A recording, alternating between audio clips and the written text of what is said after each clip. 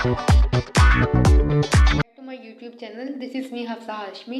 I hope you are all doing well. So let's start our new video. आज की video में हम centralise system और decentralise system के बारे में पढ़ेंगे। तो मैक्सिमम आप अपनी ऑनलाइन अर्निंग किस सिस्टम से ज़्यादा कर सकते हैं, ठीक है, कितनी मैक्सिमम ज़्यादा से ज़्यादा कहाँ तक लेके जा सकते हैं, आपको इस वीडियो में बताया जाएगा। उस सिस्टम के बारे में बताया जाएगा जो ज़्यादा क्या कहते हैं प्रॉफिटेबल है, ज़्यादा क्या कहते हैं वो प्रॉफिट पे सिस्टम चल रहा है आजकल के दौर में, ठीक है। तो वो सिस्टम के बारे में आज बताया जाएगा और वो सिस्टम अगर आप सही तरीके से यूज़ कर लेंगे तो वो आप सक्सेसफुल हो सकते हैं। अगर आप नहीं करेंगे तो वो नहीं आप सक्सेसफुल हो सकते। अब कैसे इन सेंट्रलाइज सिस्टम, अब देखिए दो सिस्टम के बारे में आज मैं मतलब इसके बारे में जिक्र करूँगी इस वीडियो में। वो दो सिस्टम कौन से, सेंट्रलाइज सिस्टम और डिसेंट्रलाइज सिस्टम। सेंट्रलाइज सिस्टम क्या होता है, पहले centralise organisation. Centralise organisation means strategic planning, goal setting, budgeting and talent developing, and typically conducted by a single senior leader or leadership team.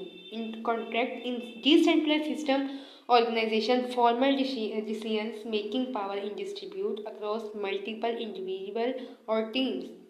मैंने आपको मे भी नेटवर्क मार्केटिंग की जो उसमें लेक्चर था उसमें बेसिक में बताया था कि ये सेंट्रलाइज और डिसेंट्रलाइज सिस्टम क्या होता है। आज मैं इसको ब्रीफली एक्सप्लेन करके बताऊंगी कि ये सेंट्रलाइज सिस्टम और डिसेंट्रलाइज सिस्टम क्या होता है, ये कैसे वर्क करता है और कौन सा ज़्यादा प्रॉफिटेबल होता है, ठीक है। सेंट्रलाइज सिस्टम में वो आ जाती हैं, कंपनीज आ जाती हैं, ठीक है, क्या कहते हैं वो लीडरशिप में आ जाती हैं। तो इसमें गोल सेटिंग आ जाते हैं, बजट मतलब जिसने सेटिंग की हो, स्ट्रेटेजिक प्लान, इसमें कंपनीज हैं, कंपनी का बॉस है आ जाता है, एम्प्लॉयज़ आ जाते हैं, इसमें ये कंपनीज आ जाती हैं इस सिस्टम में। और डिसेंट्रलाइज सिस्टम में आ जाती है वेबसाइट आ जाती हैं, ठीक है, ब्लॉगिंग आ जाती है, ब्लॉग्स आ जाते हैं, इस तरह ऑनलाइन में ये चीज़ें आ जाती हैं डिसेंट्रलाइज सिस्टम में, ठीक है। अब जी सेंट्रलाइज सिस्टम है, एक सिस्टम है, आप एक सिस्टम पर वर्क कर रहे हैं कंटिन्यूसली, आप 1 से 2 ईयर वर्क कर रहे हैं उसके ऊपर, वर्क करते गए, लेकिन वो कंपनी से आपने कॉन्ट्रैक्ट किया हुआ है। कंपनी किसी भी कंपनी में एंटर होने से पहले वो आपको एक कॉन्ट्रैक्ट देती है कि आप 2 साल के अंदर अंदर किसी भी और कंपनी को मज़ीद ज्वाइन नहीं करेंगे, ये आप हमसे कॉन्ट्रैक्ट पहले साइन करेंगे, फिर हम आपको अपनी कंपनी में एज ए एम्प्लॉय के तौर पर या एज ए मैनेजर, हम मैनेजर तो आहिस्ता आहिस्ता इंसान रहता है, लेकिन एज ए एम्प्लॉय के तौर पे आपको यहाँ पे जॉब देंगे। आप वो कॉन्ट्रैक्ट साइन करते हैं और आप 2 साल तक उधर इतनी मेहनत करते हैं, फिर भी आप आके उनको 50% देते हैं और 50% आप खुद रखते हैं। क्यों?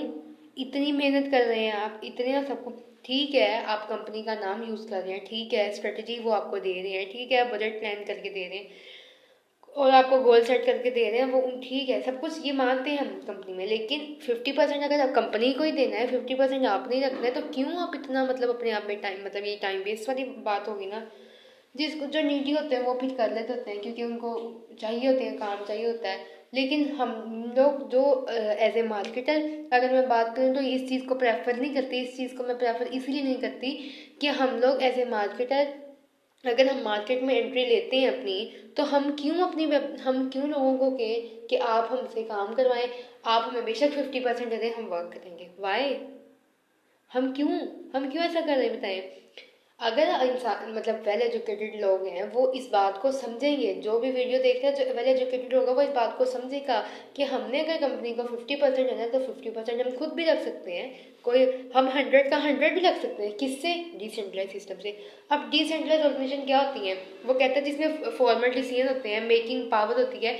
मेकिंग पावर मतलब होता है कि रूल्स बनाने वाली पावर, बस वेबसाइट के जो ओनर के पास ये होता है कि उसने फॉर्मल सा डिसीजन करना होता है कि ये मतलब वेबसाइट है, मैं भी इसमें as a employee, as a worker के तौर पर ही इधर वर्क करूँगा, ना कि मैं सब जितने भी इस वेबसाइट में कंपनी में एंटर हो, इस वेबसाइट के थ्रू एंटर होंगे लोग, मैं उन सबके पैसे लूँगा। नहीं, वो भी खुद ये कहता है कि जब वो सॉफ्टवेयर वेबसाइट का बनाता है तो वो सॉफ्टवेयर में कुछ इस तरह की मतलब सेटिंग्स कर देता है कि कोई भी वहाँ एज ए हेड के तौर पे वर्क नहीं कर सकता। सारे एम्प्लॉय, हाँ मतलब मैनेजर, सुपरवाइज़र, इस तरह के लोग काम करते हैं अगर वो अच्छा वर्क करते हैं, ठीक है। तो टीम बना के वर्क करें, कोई मसला नहीं, लेकिन जहाँ पे जो मैनेजर है या यहाँ पे जो इसका बॉस है, ओनर है वेबसाइट का, डिसेंट्रलाइज सिस्टम है, वो खुद भी एज ए एम्प्लॉय के तौर पे ही वर्क करेगा।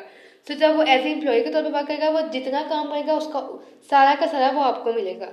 इससे क्या होता है ना, अगर आप एक कंपनी को जी स्पॉन्सरशिप कर, आप किसी और को स्पॉन्सरशिप देते हैं अपने नाम से, कंपनी को आप वही स्पॉन्सरशिप लोग मतलब स्पॉन्सर दे देते हैं अपने, मतलब लाइक 4 लोगों या 5 लोगों की आप वहाँ पे एंट्री करवाते हैं कंपनी में, तो कंपनी उसका कितना देती है, 2 लोगों का आपको प्रॉफिट देती है, 2 का खुद रखती है, क्योंकि उस कंपनी का नाम लग रहा है।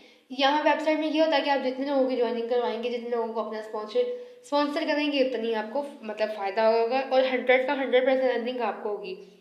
ये सिस्टम क्या होता है, मैंने आपको ये क्लियर इसमें अपनी इस मामले ये क्लियर कर दिया कि काफ़ी इसमें क्वेश्चन से क्लियर हो गई है। डिफरेंस क्या है, वही डिफरेंस आ जाता है कि decentralise system can be more secure than centralise system because there is no single point of failure and vulnerability, ठीक है, that can be exploited by attack. Data is distribute across multiple nodes making it more difficult to hack और compromise.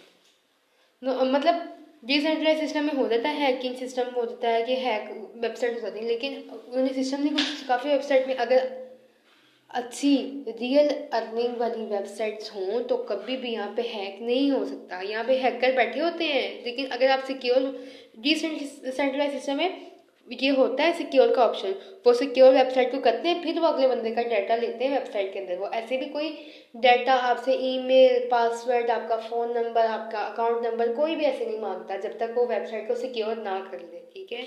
सो उस पर ये compromise ही करते हैं decentralise, क्योंकि अगर डिसेंट्रलाइज सिस्टम में तो बाहर के लोग मतलब ज़्यादातर काम करते हैं, यूके से लोग काम करते हैं, वो बहुत से लोग मतलब बाहर की कंट्री से वर्क करते हैं, तो वो ये चीज़ को पहले देखते हैं कि ये वेबसाइट सिक्योर है कि नहीं है। अगर तो सिक्योर है तो खुद भी वर्क स्टार्ट कर देते हैं। What is the difference between decentralise centralise store, ठीक है। अब ये इतना कोई हमारी मतलब ऑनलाइन अर्निंग से ये चीज़ मतलब नहीं है।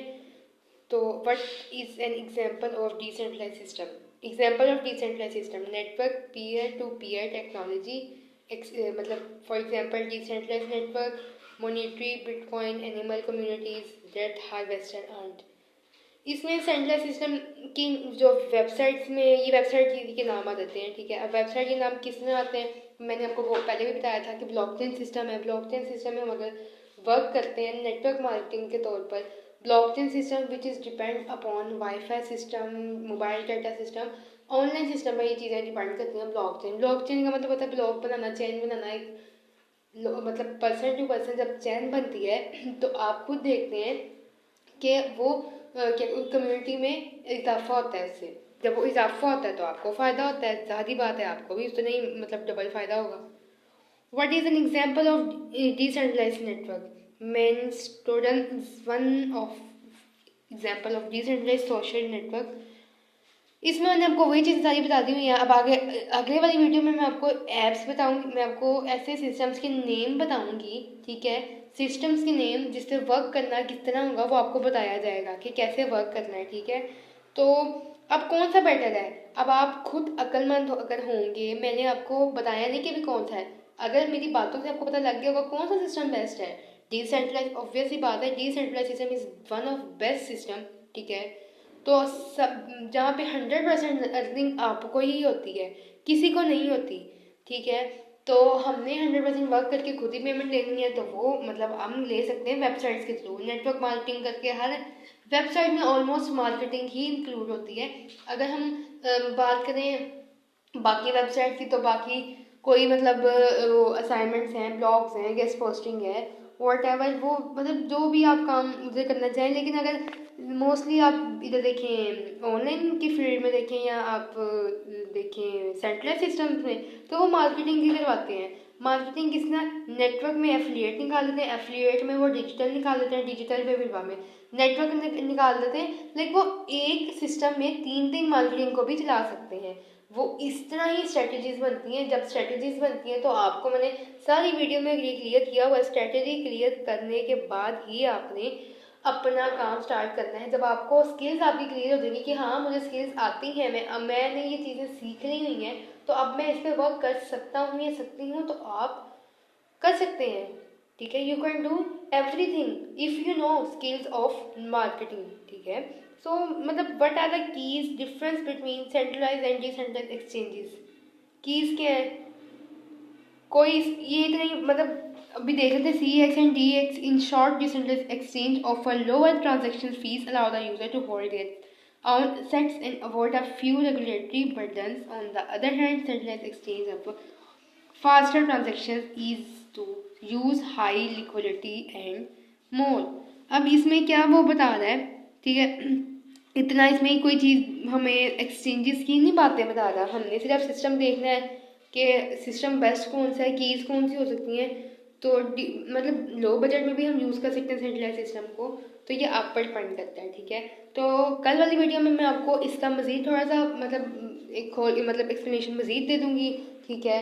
तो क्या कहते हैं, और कल वाली वीडियो में आपको ये भी बताऊँगी कि कौन सी ऐसी ऐप्स हैं, कौन से ऐसे वेबसाइट है जिन पे आप वर्क करके अर्निंग कर सकते हैं। अगर आपको मेरी वीडियो आज की अच्छी लगी, लाइक करें, शेयर करें, सब्सक्राइब करें। Thank you so much for watching. अल्लाह हाफिज़।